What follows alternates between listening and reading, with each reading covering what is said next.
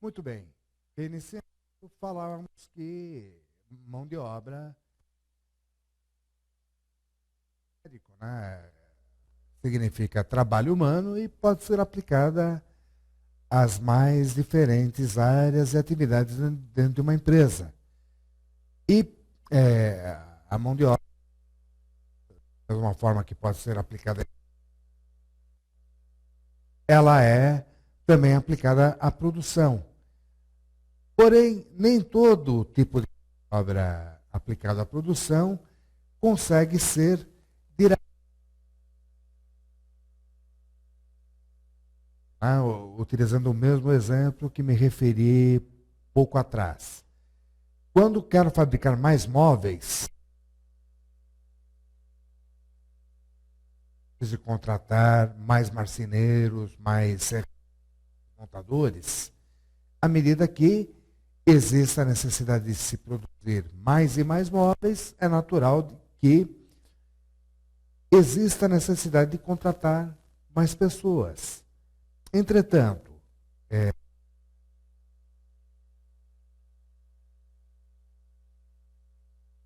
produto apenas tendo mão de obra direta, ou seja, contando somente com aquelas pessoas que, de fato,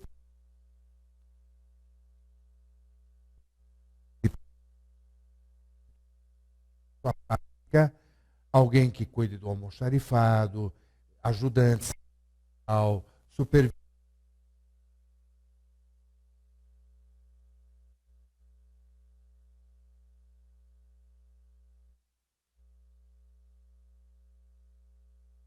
Então, aquelas pessoas que têm essa incumbência de lidarem diretamente com os produtos, esse pessoal sim é que é mão de obra direta. E do ponto de vista de quantificação, de valorização do trabalho, enfim, de saber quanto gastamos por produto, fica facilitado quando se trata da mão de obra direta, exatamente.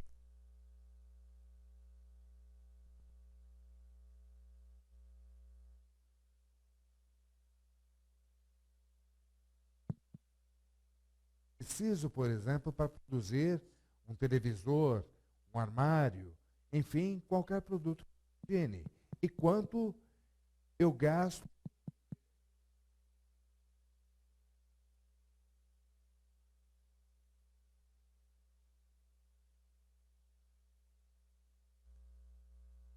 como uma quantidade de trabalho aplicada diretamente aos produtos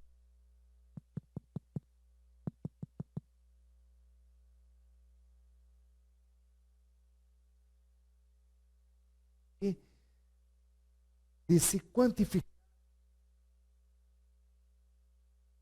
esse tipo de trabalho nos vários produtos. Ao contrário da mão de obra indireta, onde já não existe essa mesma facilidade de determinar em quanto produto, quanto eu gasto de mão de obra indireta em cada produto. Muito bem. Então, quando se trata da mão de obra direta, o que ocorre? Eu tenho a condição de quantificar, né? Perceber quanto tempo eu uso de mão de obra direta, do mesmo modo que eu ainda consigo quantificar o custo empregado na mão de obra direta.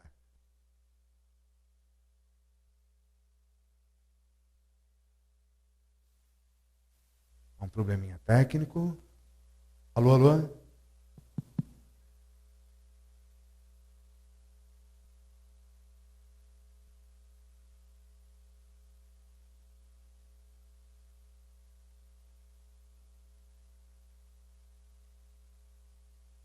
Bem, então,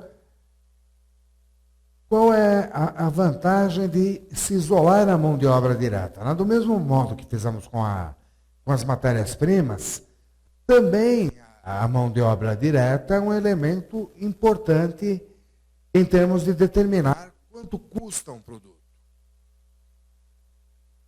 Da mesma forma que fizemos com matéria-prima, faremos também um orçamento só para a mão de obra direta, de maneira a termos, então, meios lá de quantificarmos em separado, de um lado, as matérias-primas empregadas nos vários produtos previstos dentro do nosso plano de produção, como também faremos o mesmo no tocante à mão de obra direta. Quer dizer, os orçamentos serão em separado a partir do orçamento de produção. Quer dizer, a mão de obra direta, na verdade, assim como a matéria-prima, funciona como um custo variável. Quer dizer, quanto mais eu produzo, tanto mais matérias-primas eu emprego, e da mesma maneira, quanto mais eu fabrico produtos, tanto mais precisarei de mão de obra direta. Tanto matéria-prima quanto mão de obra direta, portanto, tem essa mesma característica de variarem em relação às quantidades produzidas. Ou seja, quanto mais produzimos, mais utilizaremos tanto matéria-prima quanto mão de obra direta. Muito bem. Então, além de custos variáveis, os custos de matéria-prima e mão de obra direta, no conjunto, são conhecidos como custos primários de um produto. Então, quando falamos em custos primários, a rigor, estamos falando na junção de matérias-primas e mão de obra direta. E para elaborarmos o orçamento de mão de obra direta, na verdade, precisamos também aqui de estimativas, né? Estimativas, essas relacionadas às quantidades, quer dizer, a tempos, né, de mão de obra direta, dos vários tipos, necessárias para se fabricar as quantidades de produtos orçados no nosso orçamento de produção. Quer dizer, mais uma vez, o orçamento de produção é o fundamento básico para quantificarmos custos de produção. Quer dizer, a partir daquelas quantidades previstas no orçamento de produção, fizemos anteriormente o levantamento de todas as matérias-primas necessárias e quantificamos isso dentro do nosso orçamento de consumo e compras de matérias-primas, e não é diferente, então, no caso da mão de obra direta. Então, na mão de obra direta, como é que nós faremos o cálculo do custo previsto para a mão de obra direta necessária às quantidades previstas? Nós precisaremos, antes de qualquer coisa, entendermos para a fabricação dos vários produtos previstos dentro do nosso plano de produção, que tipo de mão de obra precisamos, quanto custa esse tipo de mão de obra e, além disso, quanto tempo dessa mão de obra eu gasto por unidade produzida. Então, para que nós possamos, na realidade, chegar aos números que dão conta do orçamento de mão de obra direta, será necessário que tenhamos as estimativas, né? E aí usamos o termo estimativa e não o dado preciso, em função de fazermos esses cálculos em termos de médias, né? Não estamos trabalhando com nada exato aqui. Bem, para que nós fazemos, então, o orçamento de mão de obra direto? O que nos leva a fazer este orçamento? Então, o primeiro motivo é já planejarmos o volume necessário de mão de obra direta. Então, à medida que saibamos que para fazermos todos os móveis programados por um certo período de tempo, existirá a necessidade de usarmos um determinado número de horas de trabalho de marceneiros, de serralheiros, de montadores de móveis e assim por diante. Isto nos leva, então, a entender o quê? De um lado, quantos funcionários de cada tipo precisamos para fabricarmos nossos móveis, e isso se estende a qualquer outra situação, e, em consequência, também essa informação nos será importante em termos de programarmos a quantidade de empregados exigidos para o processo produtivo. Então, à medida que eu consiga saber, por tipo de mão de obra, a necessidade, o número de pessoas que eu necessito para cumprir o plano de produção, isso também faz com que, na soma geral, eu consiga entender quantos empregados eu necessitarei para cumprir o plano de produção, ou seja, numa fábrica, quantas pessoas vão trabalhar em termos de mão de obra direta. E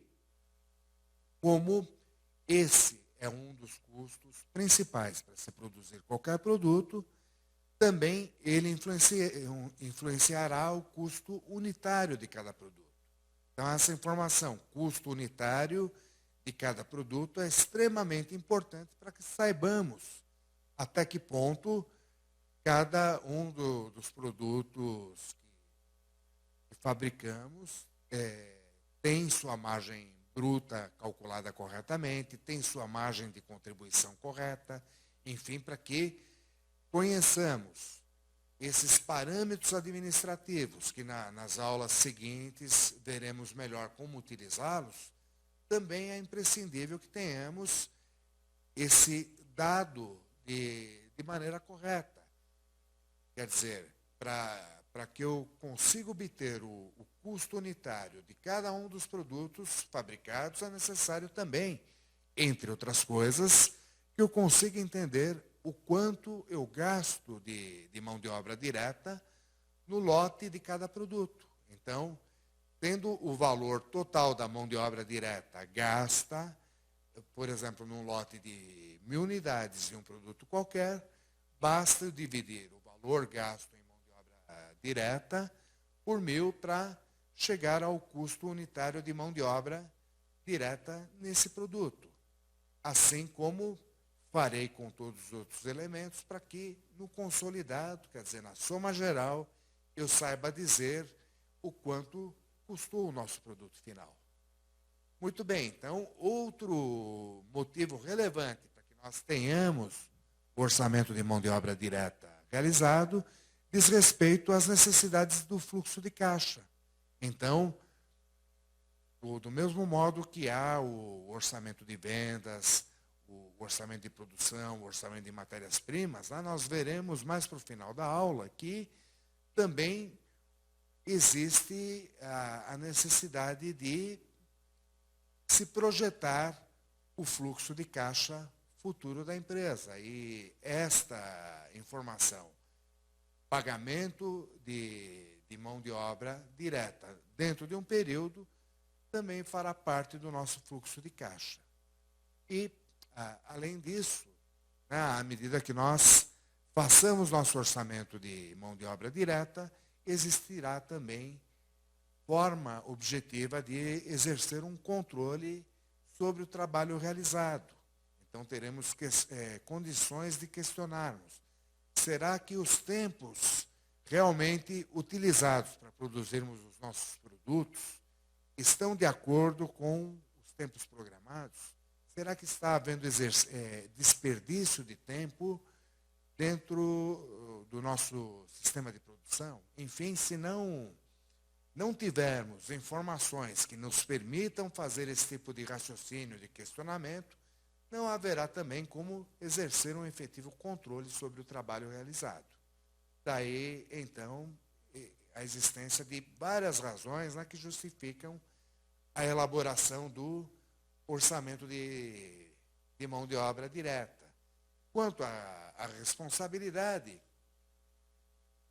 do mesmo modo que ocorre em orçamentos, aqui também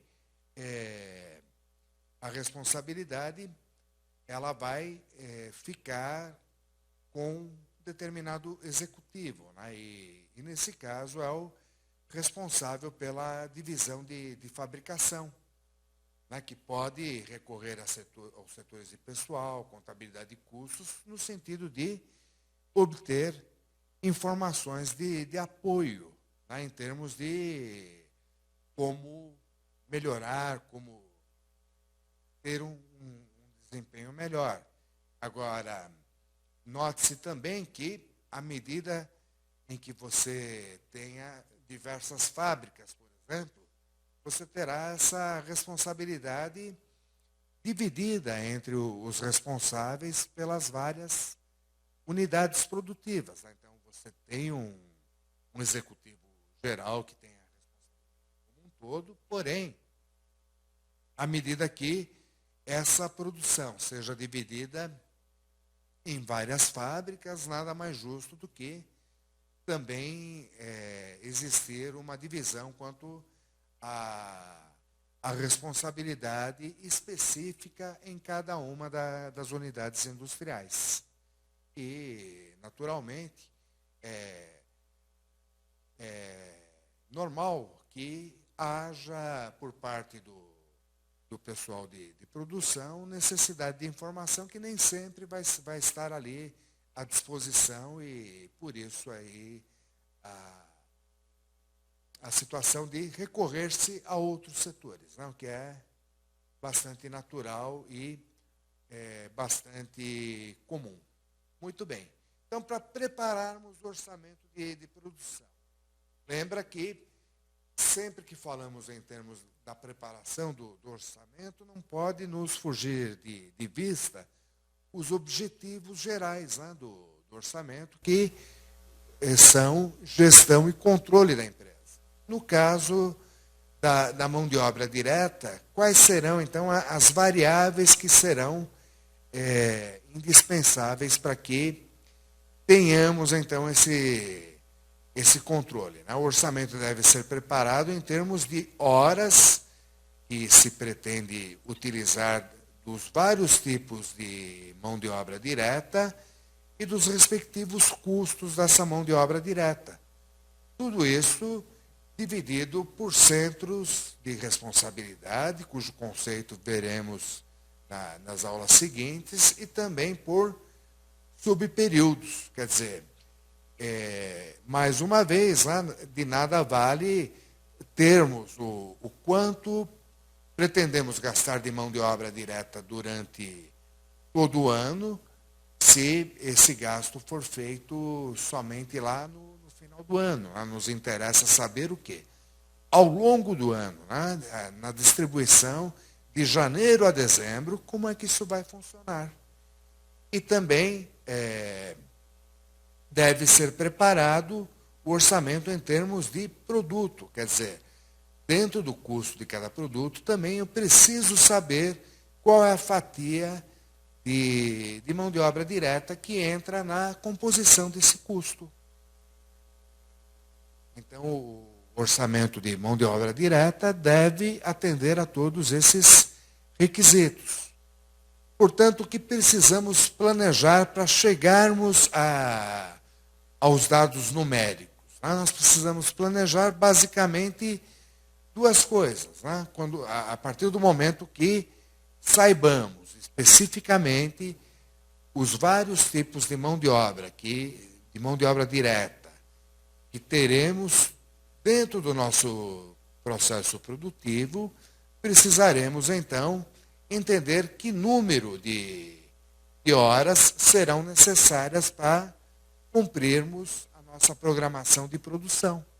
Observa, mais uma vez, que vai ser o orçamento de produção, quer dizer, as quantidades a produzir dentro de cada subperíodo, que vai alimentar o orçamento de mão de obra direta em termos de entendermos o quê?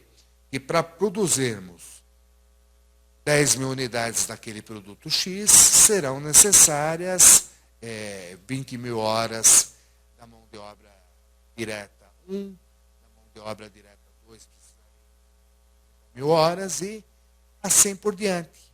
Então, isso faz com que consigamos planejar as necessidades em termos da quantidade de horas de mão de obra direta que precisaremos para produzir os vários produtos, né, submetidos à nossa produção, assim como será necessário também que tenhamos conhecimento do custo médio dessas mão de obras diretas específicas. Quer dizer, será que todos os marceneiros do nosso processo de fabricação de imóveis têm o mesmo valor de hora? Naturalmente não, né? Mas trabalharemos em termos de taxas médias de remuneração, de modo a termos uma estimativa de quanto gastaremos de mão de obra direta nesse setor de marcenaria. Mesma coisa para serralheria, para montagem e para qualquer outro setor que envolva a mão de obra direta, qualquer que seja o processo produtivo. Enfim, precisamos ter o quê? A quantidade em termos de número de horas de mão de obra direta, assim como o custo horário médio dessas horas de mão de obra direta. Do mesmo modo que nas matérias-primas, precisamos conhecer cada matéria-prima necessária à fabricação do produto e o seu respectivo custo. Aqui não é diferente, né? Só se trata de um elemento de custo diferente, dessa vez relativo ao trabalho humano diretamente aplicado para produzir. Muito bem. Então, o que se faz no sentido de planejar as horas de mão de obra direta necessárias, né? As dificuldades muitas vezes estão relacionadas a saber quanto tempo eu preciso para fabricar uma unidade, já que existem diferentes níveis de eficiência de uma pessoa para outra. Logo, o que ocorre, né? Como não se trata de máquina, e sim de gente, você pode ter empregados, alguns mais velozes, outros mais lentos, enfim, precisamos ter uma noção em termos de média. E aí existem 4 possibilidades. Né? Como fazer isso? Estudos de tempos e movimentos, quer dizer, a observação feita em termos de acompanhamento do que realmente ocorre no processo produtivo, nos faz entender, em média, essas necessidades. Né? Quando nós temos já dentro da empresa um sistema de custo padrão, e dentro desse sistema de custo padrão já está embutida, então, a estimativa de tempo necessário para a fabricação.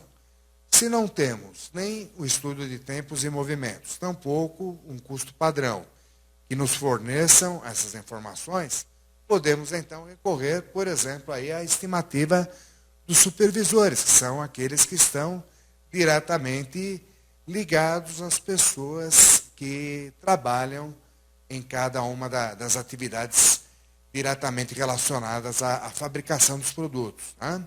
Ou ainda, o que é bem razoável se fazer, com base no passado, com base em dados históricos, verificar se ao longo do tempo quanto se produziu e qual foi o respectivo tempo necessário utilizado para essa produção ao longo de períodos longos, né? Para que, em termos médios, conheçamos, então, pelo menos uma estimativa das necessidades do tempo necessário para se fabricar uma unidade, em média, dos diversos tipos de mão de obra direta necessária para a fabricação dos produtos que nos interessa orçar o custo da mão de obra direta. Quanto às taxas médias de mão de obra direta, aí existe o quê? A necessidade de elaboração por departamento, departamento a departamento. Entendendo o quê? Que dependendo do tamanho do departamento, da diversidade do trabalho, quer dizer, um mesmo departamento pode desempenhar diferentes tipos de trabalho, demandando especializações diferentes, portanto, tipos diferentes de mão de obra direta. Variações de salários hora, então, tudo isso pode justificar dividir os departamentos em centros de custo. Qual será, então, a diferença entre departamento e centro de custo? O departamento é a unidade administrativa mínima. Centro de custo já é a unidade contábil mínima. Quer dizer, você pode ter, num mesmo departamento, vários centros de custo. E por que vai, então, eventualmente, existir essa necessidade de se dividir um departamento em mais de um centro de custo? Porque nem sempre vão coincidir os conceitos departamento com centro de custo. Muitas vezes pela complexidade das atividades do departamento. Então, à medida que um mesmo departamento desenvolva atividades que se diferenciem muito em termos do tipo de trabalho, especialização, variações de salários, isso pode justificar você ter um departamento dividido em partes menores. Cada parte menor, então, vem a ser um centro de custo, em que você vai ter características diferentes de um para o outro. Quando for o caso, então, de você ter essa situação de departamentos que não são homogêneos, o recomendável aqui haja, então, essa divisão por cento de custos, até para que você tenha uma melhor condição de executar fielmente os controles. Quanto às taxas de mão de obra direta, o que mais que é importante acrescentarmos? A taxa média de mão de obra direta no departamento surge como um valor médio ponderado da remuneração dos vários tipos de mão de obra direta empregada em cada departamento. Quer dizer, na verdade, a taxa média de mão de obra direta do departamento não é uma taxa única, mas sim uma taxa que vai surgir como uma média e média ponderada. Né? Por que ponderada? Vai depender de qual tipo de mão de obra você utilize mais, para que essa mão de obra que você mais utilize tenha um peso diferente na média. Quer dizer, à medida que você utilize uma mão de obra mais cara, e essa mão de obra mais cara represente 70% da sua mão de obra direta daquele centro de custo ou daquele departamento, o que vai ocorrer? Em termos médios, né, quando você tirar a média, esse 70% da mão de obra mais elevada vai elevar para cima a sua média de gasto com mão de obra direta. Ok? Quer dizer, você utilizar a mão de obra direta em termos de média ponderada, exatamente para que você consiga, então, verificar, dentro do seu caso, dentro do seu departamento específico, se a utilização é de mão de obra direta mais cara ou mais barata. Né? Não cabe você ter uma média simples entre os vários tipos de profissionais que você está lidando. Okay? Então, são detalhes extremamente importantes para que, na hora de você verificar na prática o que realmente aconteceu, ter meios de comparar com o que você havia planejado anteriormente. Quando você não executa esse planejamento com esse nível de detalhe, fica difícil, então, você perceber até que ponto você chegou a cumprir a programação que você mesmo se comprometeu. Ok? Bem, então, se vemos que do orçamento de produção, né? Na hora de quantificar, na hora de tornar isso um valor, dependemos do orçamento de matérias-primas, também do orçamento de mão de obra direta, há necessidade, então, agora de orçarmos os demais custos, que são exatamente os custos indiretos de produção. Quer dizer, entendendo que matérias-primas e mão de obra direta são custos diretos de produção, ou seja, são elementos que nós conseguimos identificar diretamente com os produtos elaborados. Existem uma série de outros custos que, na verdade, não há essa mesma possibilidade de identificação com o produto final. Então, todos esses outros elementos são chamados custos indiretos de fabricação. Então, custos indiretos de fabricação reúnem itens dos mais variados, né? Como mão de obra indireta, quer dizer, qual é a mão de obra indireta? Desde o empilhador, né? Desde o almoxarife, supervisor, o próprio diretor industrial, né? Então, apesar de ele ser importante dentro do processo de produção, fazer todo o planejamento, o diretor industrial não pode ser considerado uma mão de obra direta. A depreciação de máquinas, equipamentos, material de consumo, aluguel de fábrica, seguros, impostos, né, de produção. Então, todos esses itens são importantes também para que você tenha um produto fabricado e, portanto, custam para a empresa. Observa, portanto, que ao fazermos essa generalização como custos indiretos de fabricação, isso nos dá uma facilidade de compreender o quê? Que se trata de tudo o mais que não matérias-primas e mão de obra direta. Quer dizer, fazemos, então, um orçamento que reúna todos os demais itens necessários à fabricação do produto. E aqui nós precisamos, então, entender que fazer o orçamento dos custos indiretos de fabricação significa, antes de qualquer coisa, entender quais são todos esses outros itens necessários à fabricação dos diversos produtos que se objetiva produzir, né, que estão programados dentro do nosso orçamento de produção e estimar, então, os números relativos a todos esses custos que, na verdade, não são poucos, né? Existe uma série grande de itens que fazem, então, esse fechamento do custo total de produção.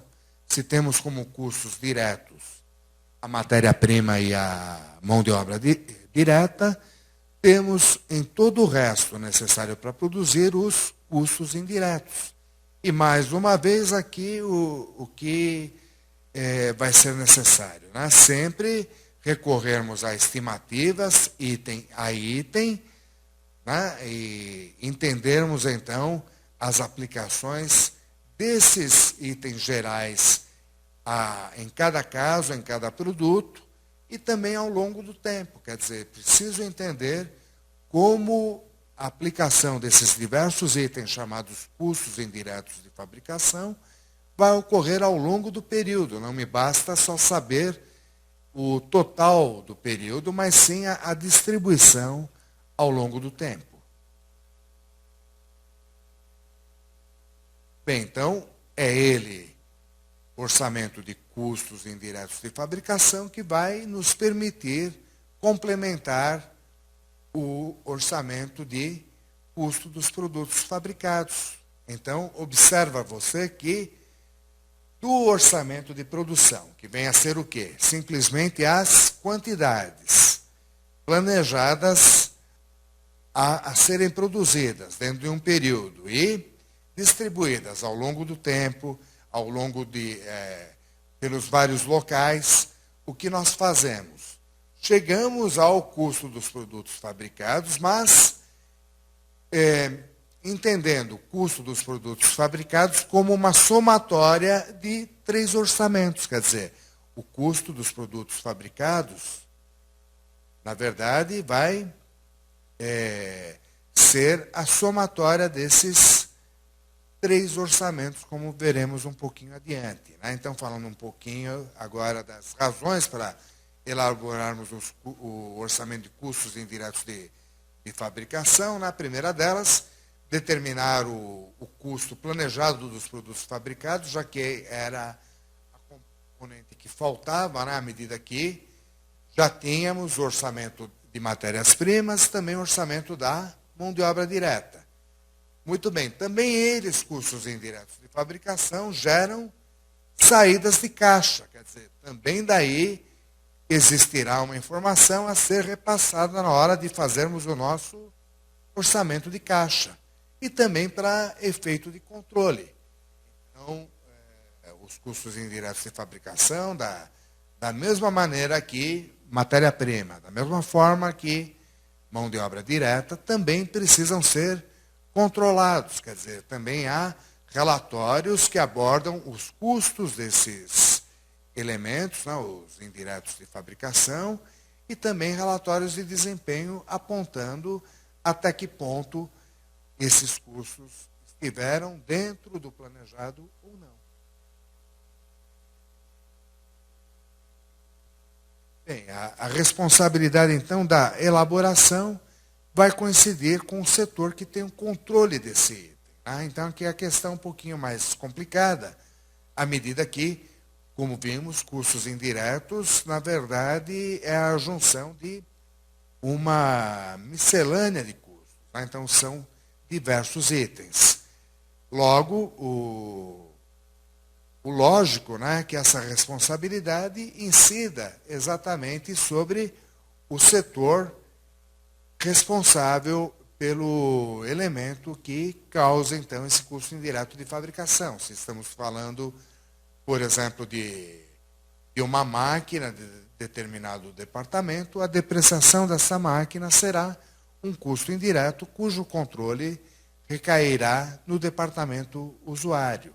Então, como se trata de diversos itens que acontecem em vários departamentos, na verdade, essa distribuição da responsabilidade vai ficar diluída, né? Vai ficar dividida por vários responsáveis, à medida em que você consiga, então, vincular a responsabilidade com o responsável pelo setor onde ocorre cada um dos vários custos indiretos de fabricação.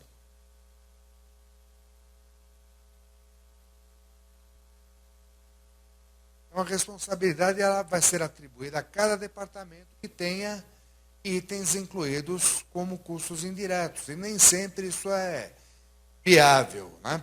Por isso, os setores de contabilidade de custos e de orçamentos, nessa hora, eles precisam prestar apoio, até porque nem sempre você vai ter, dentro de cada departamento, a condição de que o responsável seja,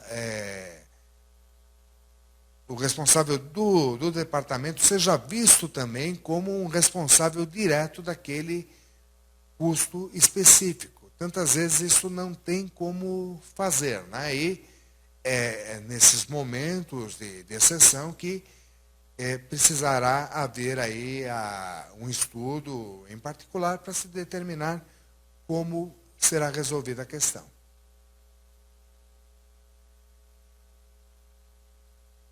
Bem, então o orçamento de custos indiretos de fabricação deve ser preparado assim que o orçamento de produção seja feito e paralelamente aos orçamentos de matéria-prima e mão de obra direta. Quer dizer, na verdade, à medida que conheçamos o orçamento de produção, ele já nos dá os indicativos, os subsídios, né, para que façamos em paralelo os 3 orçamentos necessários para que conheçamos os custos totais de produção.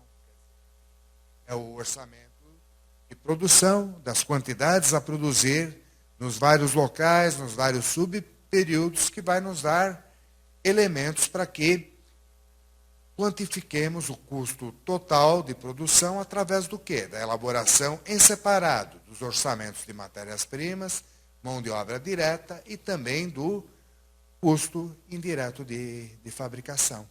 Então, a preparação feita por departamento na linha de fazer com que haja como exercer controle. Então, o que é o orçamento do custo da produção planejada? É justamente a junção dos três orçamentos. Quer dizer, partimos do orçamento de produção, que se refere exclusivamente às quantidades a fabricar, para depois fazermos o quê? A quantificação de quanto custarão essas quantidades a fabricar. E essa quantificação ocorrerá por segmento, quer dizer, preciso saber primeiro qual será o custo das matérias-primas utilizadas, em seguida, o custo da mão de obra direta e, por fim, os custos indiretos de fabricação envolvidos nessa fabricação, para que, então, tenhamos, na junção dos três orçamentos, nesse total geral, o custo da produção planejada. Naturalmente, não basta eu ter só o custo da produção planejada geral, né? É imprescindível que saibamos, então, quanto nos custou cada item, né? Cada produto que faz parte dessa produção planejada. Cada lote de produto. Preciso ter, então, essas divisões todas feitas, né? Exatamente para que possamos, então, dar origem ao orçamento dos custos dos produtos vendidos. Então, qual é a diferença entre o orçamento do custo da produção planejada e o orçamento do custo dos produtos vendidos? É exatamente o fato de que, não necessariamente, a mesma produção fabricada num período seja vendida dentro desse mesmo período.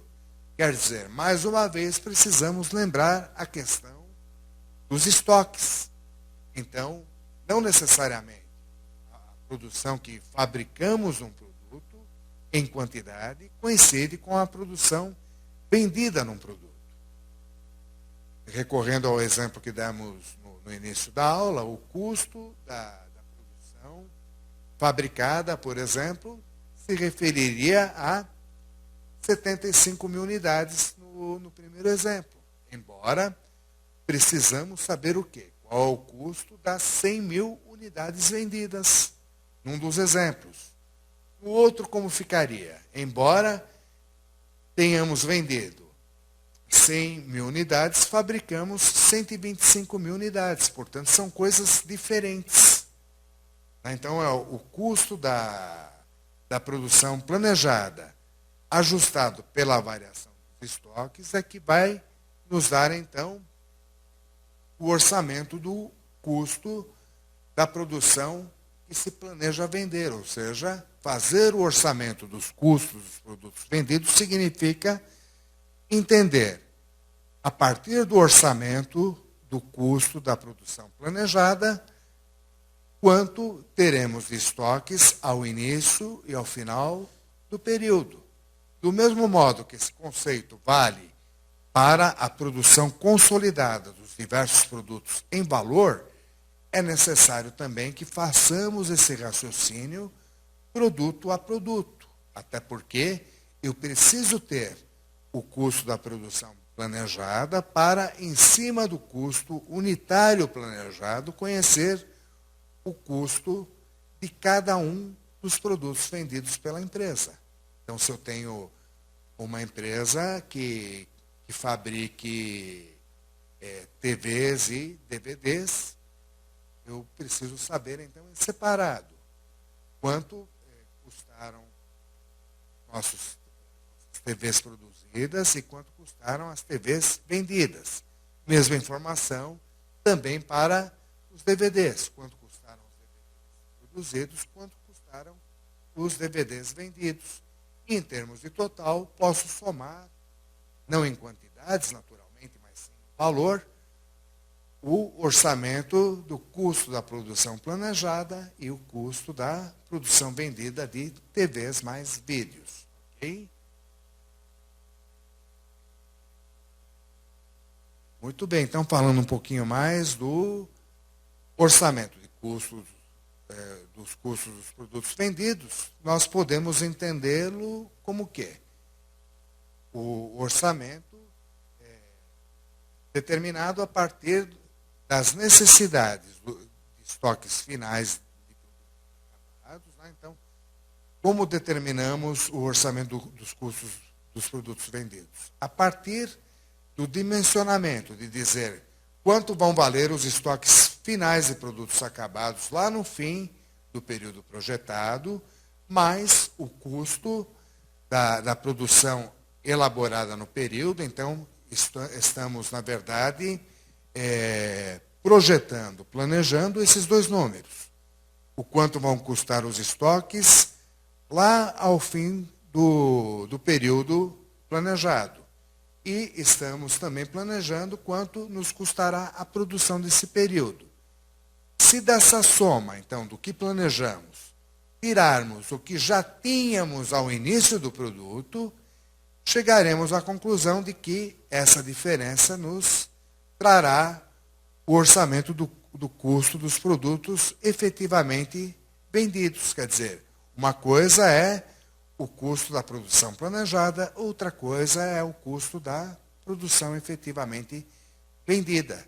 Mais uma vez, ressalta aí a necessidade de fazer isso por subperíodos e também por regiões diferentes, quando for o caso. Muito bem. Então, à medida que tenhamos pronto o orçamento de vendas, receitas de vendas, né? Tenhamos pronto o orçamento do custo da produção planejada e também do custo da produção vendida, conseguimos então já, a essa altura, entender qual é o nosso orçamento de lucro bruto. Quer dizer, qual é o lucro bruto que eu vou orçar para essa empresa.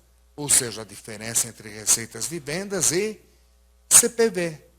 Uma vez definido, então, o orçamento do lucro bruto futuro, note que já estamos caminhando em termos de ter-se uma demonstração de resultados orçada, planejada. E observa também que quando falamos em orçamento de vendas, a rigor, não falamos exclusivamente de receitas de vendas, mas também de despesas de vendas.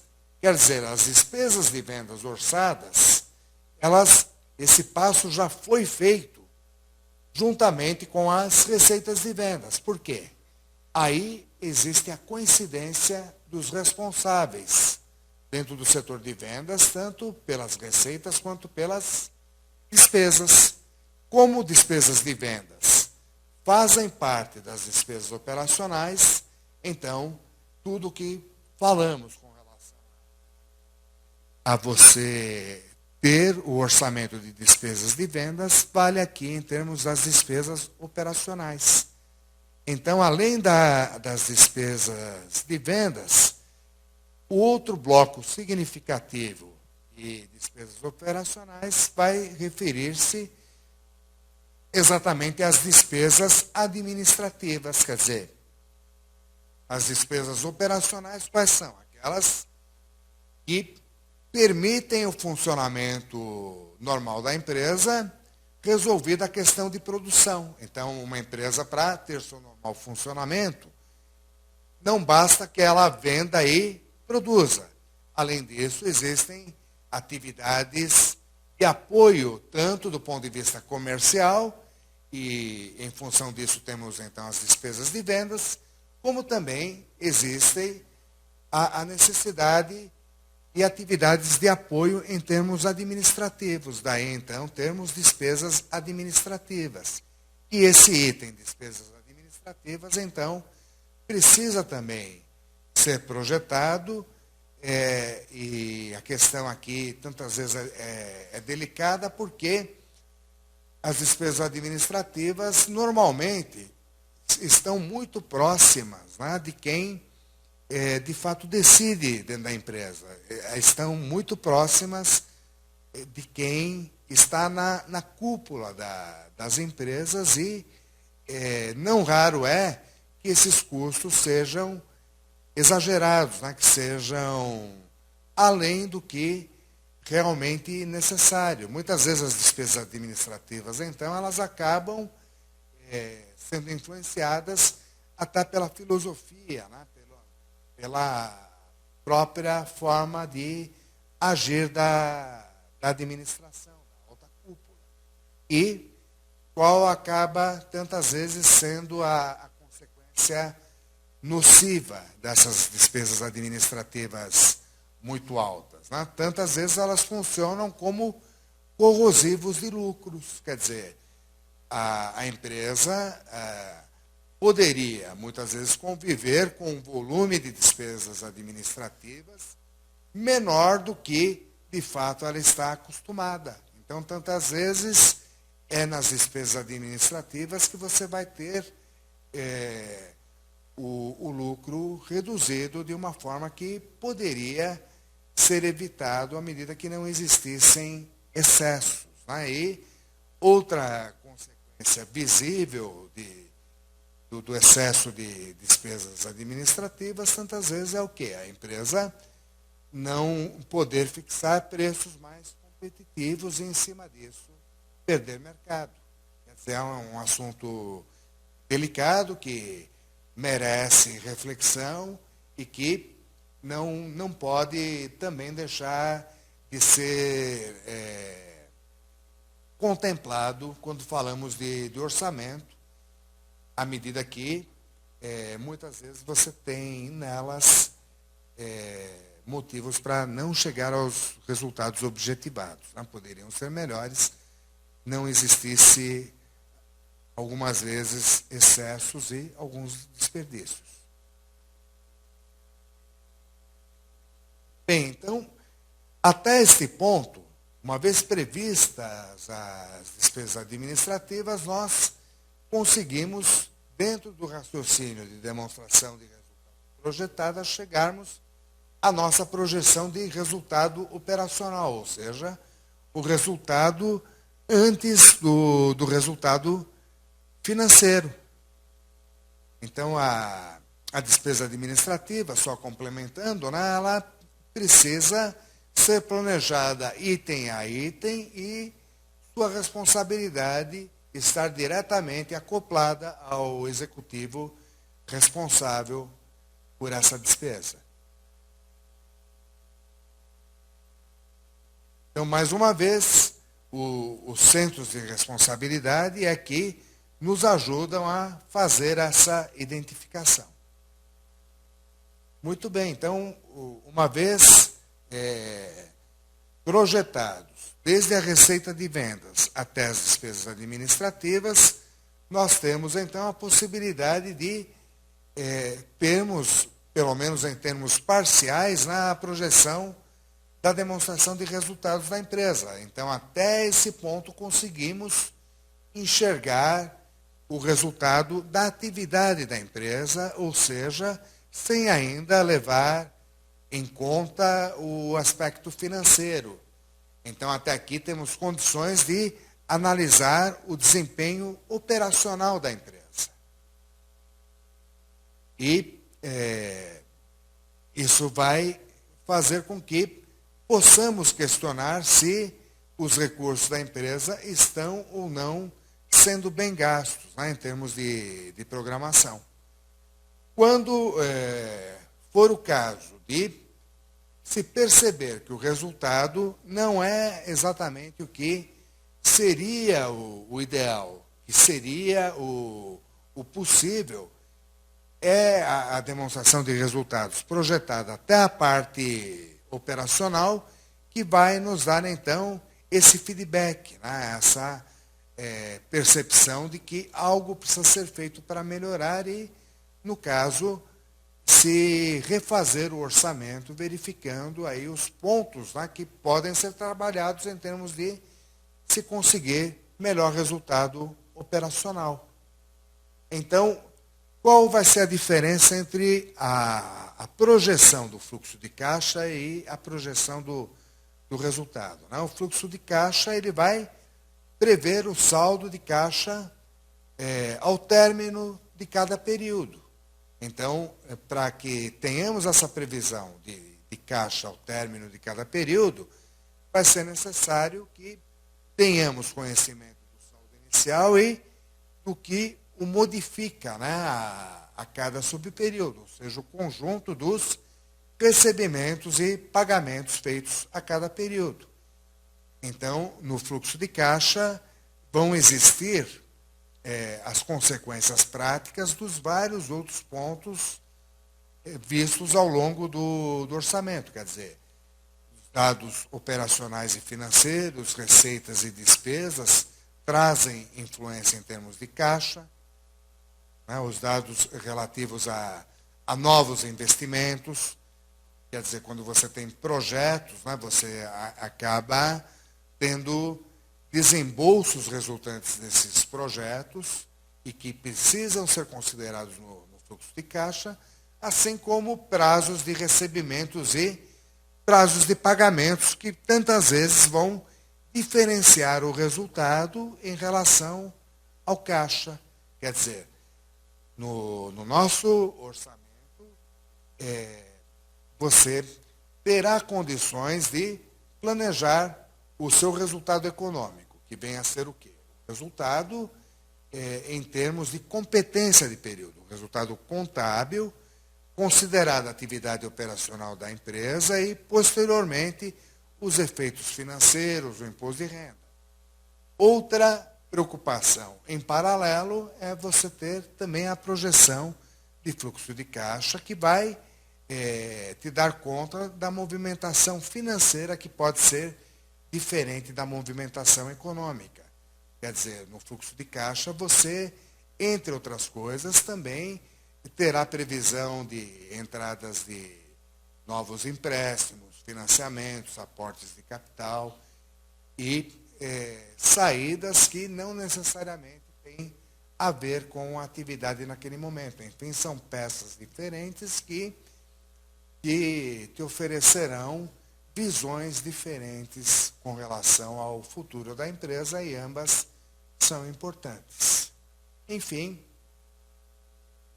no tocante à elaboração do orçamento, era esta a explicação que tínhamos, né, com relação ao conjunto todo ordenado do planejamento, como modo de fazer com que haja uma melhor condição nas empresas, tanto do ponto de vista de gestão, como do ponto de vista de controle.